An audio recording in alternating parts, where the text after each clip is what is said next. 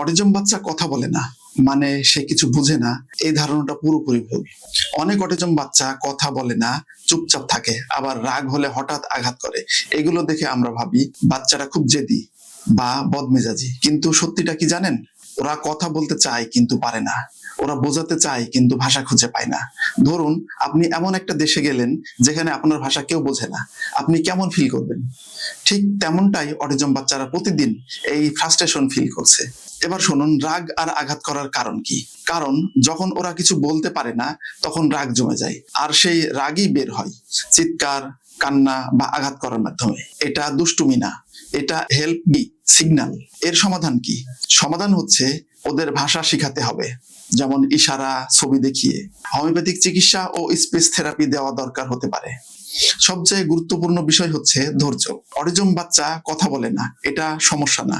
সমস্যা হলো আমরা তার ভাষা বুঝতে পারি না। এই ভিডিওটা শেয়ার করুন, কারণ হয়তো আপনার একটা শেয়ার একটা বাচ্চার জীবন সহজ করে দিতে পারে।